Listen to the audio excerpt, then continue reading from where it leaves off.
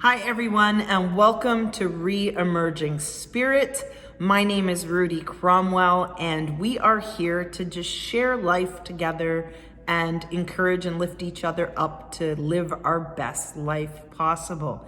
And today we are going to talk about 10 tips to eating healthy. Now, this is such a topic and it has changed so much over the years. There's often controversial or misleading information out there. There is often a change, like they went from one year, eggs are bad for you. The next year, eggs are good for you. Butter and fats are bad for you. All of a sudden, butter's good for you now. And it changes constantly. But the top 10 tips that I'm here to share with you today are fairly general. You can rely on them to be the go-to for the next bit of time, because these 10 eating healthy tips have stayed fairly stable over time. First and foremost, and we all know this because we've heard it a million times, load your plate with the vegetables, people. Anybody, different countries have their own different kind of version of a food guide, but one thing that's kind of standard everywhere around the world is everyone really needs to be eating lots of vegetables in their daily life. Some people used to have I know in the US they had the food pyramid. Up here in Canada we had something similar, but I think ours kind of went on a wheel with pie parts. But to make it super simple, they've just made it clear that to build a healthy plate, half your plate should be vegetables. That is an argument in my house as a single mom of 2 boys. They will argue with me that it does not need to be that much, but sorry, boys, you should be filling half your plate with vegetables. On the other side, then you could have your carb or your starch at about 1/4 and your protein at 1/4. So however much those two take up, the rest of your plate should be all vegetables. Second of all, you really, really want to focus on eating a balanced breakfast. You've heard it before, I'll say it again, and it's true. It's not necessarily that it's the most important meal of the day, but it's important to start the day off right with the right proteins and nutrients in your system. Eating a healthy breakfast is crucial to kickstarting your metabolism for the day, but it also improves your mental clarity and your cognitive function.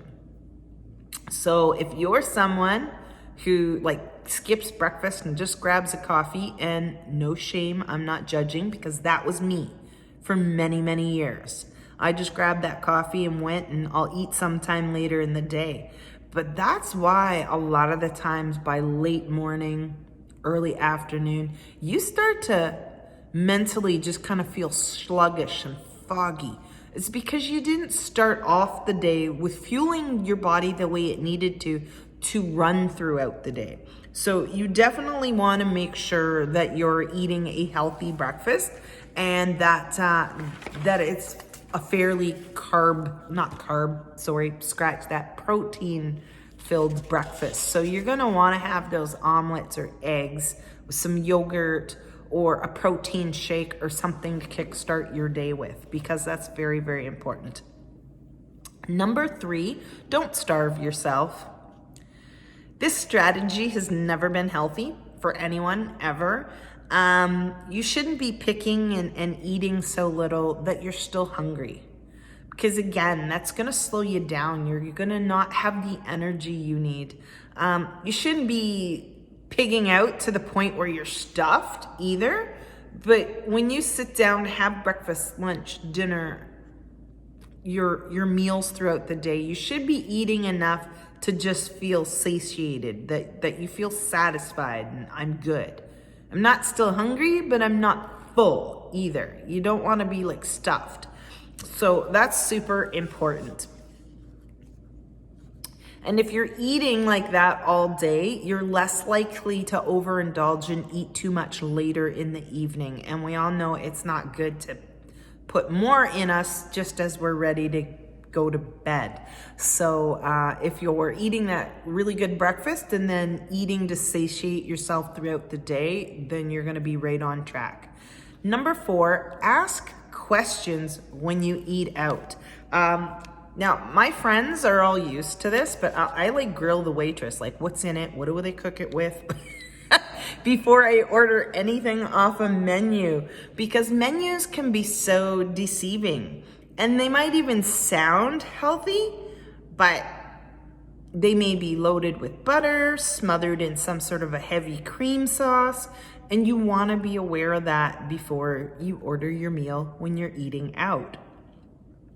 So you can always ask, personally, I throw a lot of waitresses off when I do this, and like I order salad and they ask what kind of dressing I want, and I usually say none, and they look at me like, really, you're gonna eat your salad dry? Yeah. You don't have to do that. You could get your dressing on the side and then just maybe put half of it on and not have as much dressing if you're not crazy like me and just eat the salad dry. But, you can make those choices for yourself when you eat out at restaurants, as long as you're taking that few minutes to really talk to the waitress about how they prepare the food there.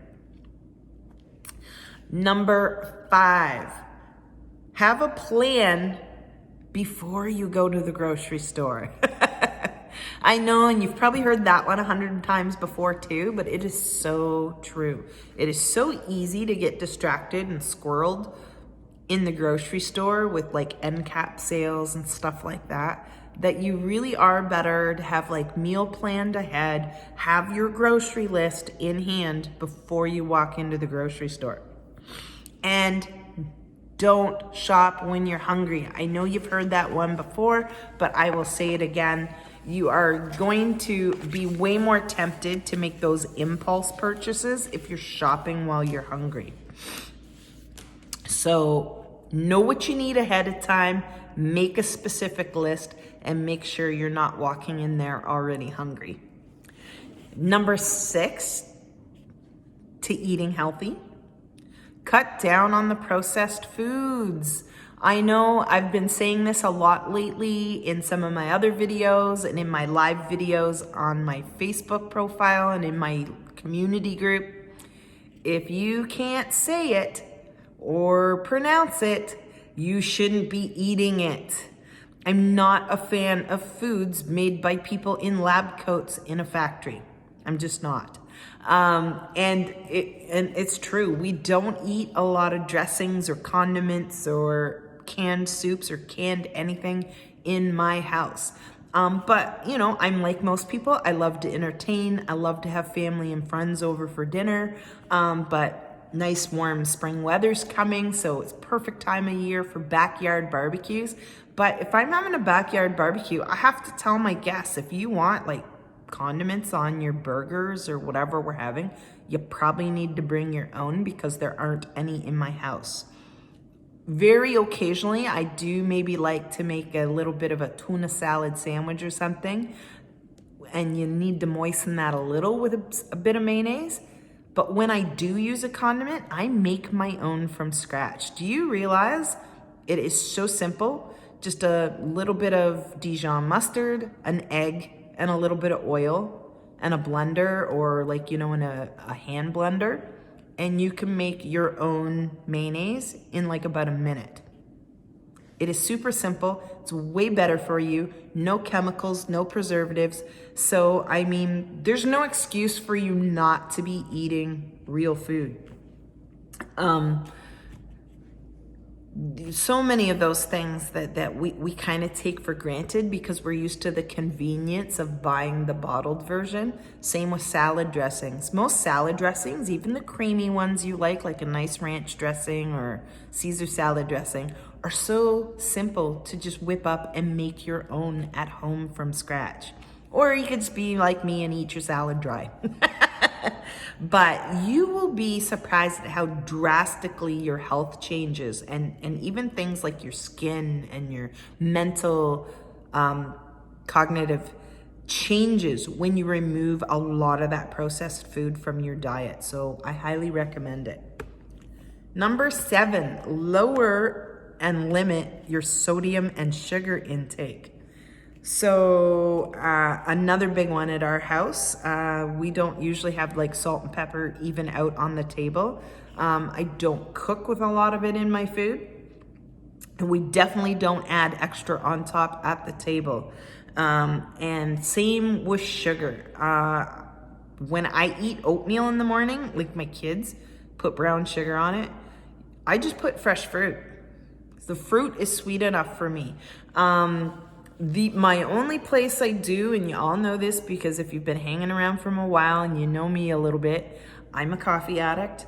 I'm your typical Canadian Timmy's girl who likes my double. But that's the only sugar intake I have all day is, my 1 or 2 coffees a day. Other than that, I either don't sweeten things, or if it is something that needs to be sweetened a little, then I either sweeten it, like I say, with something natural like fresh fruit, or I use a raw local honey that's from the area that I live in, which is also good for your allergies, just for those of you that are curious about that if you do have some allergies, you want to be eating honey that comes from the same area that you live in. Do some research on that. It's interesting. That way, like you're cutting down on, like, sodium is just not good for your heart when you have too much of it. It helps you retain more water and have bloating, which nobody wants.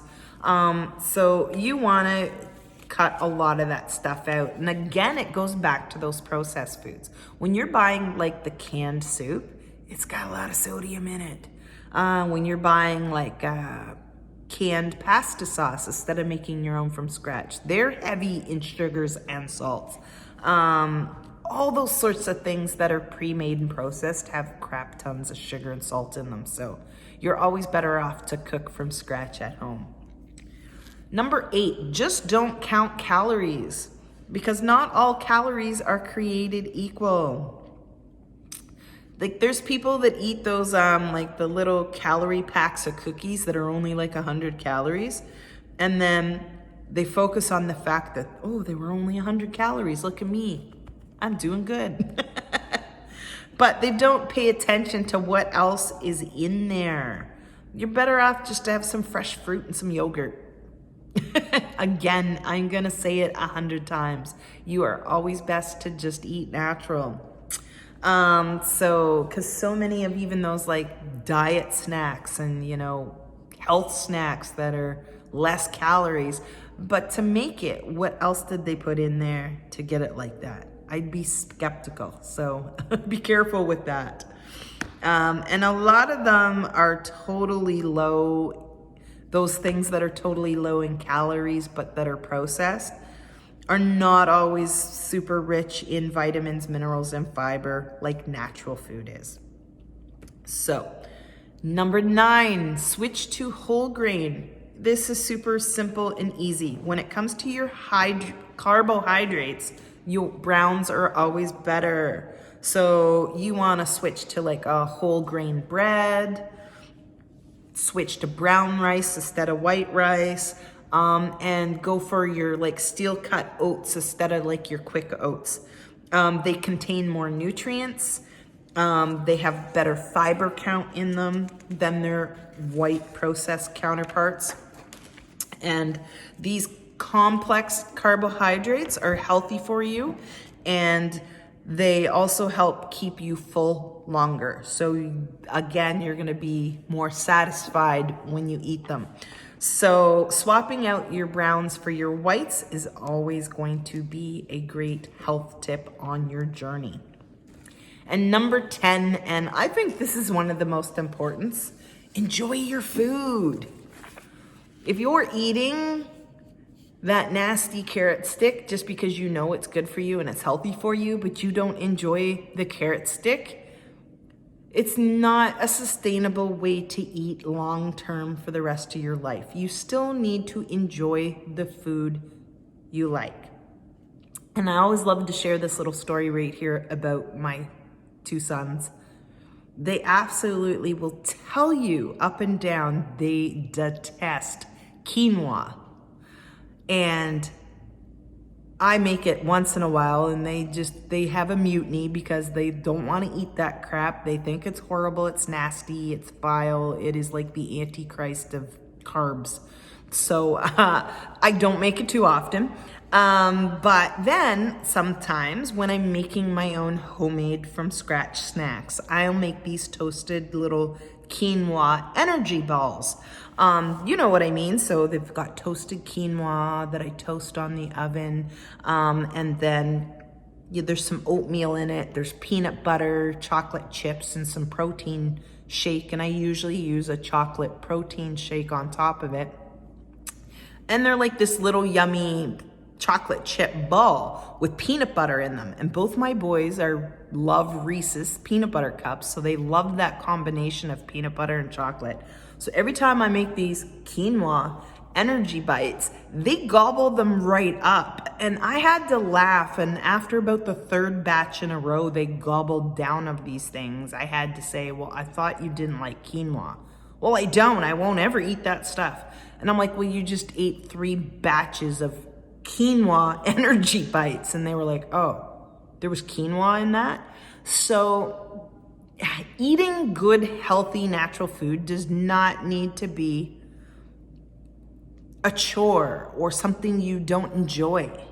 Find the ways to eat the healthy food that you're going to love, and it'll make eating healthier way more enjoyable and sustainable long-term for your life. So I hope you enjoyed those eating healthy tips. I hope you will join us and stay tuned. Click subscribe below if you're enjoying the content I'm sharing. Stick around and we will share so much more and give you valuable ways to live your best life ever. And as I always like to say, reemerge and rise because warriors do it better. Until next time, take care and we'll see you soon. Bye-bye.